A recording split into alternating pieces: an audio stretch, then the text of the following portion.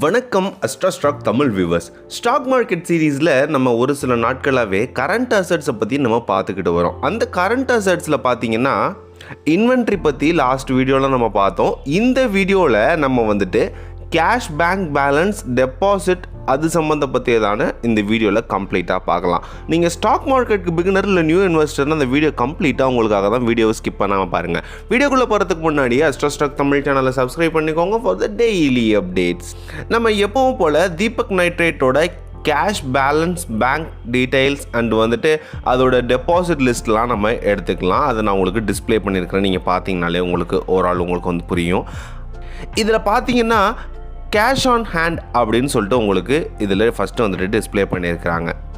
இதில் கரண்ட் அசெட்டில் வந்துட்டு அதாவது கரண்ட் அக்கௌண்ட்டில் எவ்வளோ பேங்க் பேலன்ஸ் இருக்குது, கேஷ் கிரெடிட்ஸ் அக்கௌண்ட் அண்ட் வந்துட்டு அக்கௌண்ட்டில் இருக்கிற பணங்கள் எவ்வளோ இருக்குது, deposit with banks with maturity less than 3 months, இது மாதிரியான விஷயங்கள் நிறைய இந்த கேஷ் பேங்க் பேலன்ஸ் இந்த செஷனில் வந்துட்டு கொடுத்துருக்குறாங்க.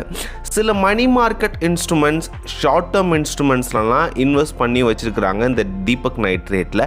அதில் 3 மாதத்துக்குள்ளே மெச்சூரிட்டிக்கு வர்ற பேங்க் பேலன்ஸ் அண்ட் வந்துட்டு லெஸ் தேன் 3 monthsக்குள்ள மெச்சூரிட்டிக்கு வர்றது, இதெல்லாம் பிட்வீன் 3 to 12 months அதுக்கும் அதிகமாக வர்றது, இது எல்லாத்தையுமே இதில் மென்ஷன் பண்ணி வச்சுருப்பாருங்க.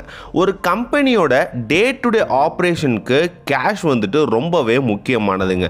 இப்போது நம்ம உடம்புல வந்துட்டு ஆக்சிஜன் அண்ட் பிளட் ஃப்ளோ வந்துட்டு எப்படி முக்கியமானதோ அது போல் ஒரு கம்பெனிக்கு ரொம்பவே முக்கியமானது day to day life and அதோட பிஸ்னஸ் வந்துட்டு ரொட்டீனாக ரன் ஆகிட்டு இருக்கணும் அண்ட் ஆப்ரேஷன்ஸ் வந்துட்டு ரொம்பவே எஃபெக்டிவாக இருக்கணும். இது எல்லாத்துக்குமே முக்கியமானது இந்த கரண்ட் அசெட்ஸில் உள்ள இந்த கேஷ் தாங்க.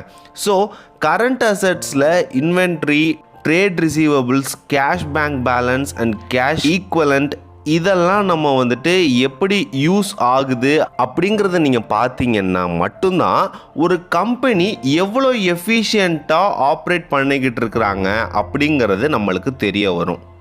இன்வென்ட்ரி எவ்வளோ ஃபாஸ்ட்டாக சேலாக நம்மளுக்கு வந்துட்டு கன்வெர்ட் பண்ணுறாங்க, அந்த பொருள் விற்ற பிறகு எவ்வளோ ஃபாஸ்ட்டாக கஸ்டமர்கிட்ட இருந்து அதை வந்துட்டு கேஷாக மாற்றி கலெக்ட் பண்ணுறாங்க, இது மாதிரியான விஷயங்களை நம்மளுக்கு வந்துட்டு அனலைஸ் பண்ணுவோம். அண்ட் செகண்டாக இந்த கம்பெனி வந்துட்டு எவ்வளோ கேஷ் வந்துட்டு வச்சுருக்குது, அதாவது மார்க்கெட்டில் அதோட லிக்விடிட்டி பொசிஷன் எப்படி இருக்குது அப்படிங்கிறத அனலைஸ் பண்ணுறதுக்கும் இந்த கரண்ட் அசெட் வந்துட்டு நம்மளுக்கு யூஸ்ஃபுல்லாக இருக்கும்.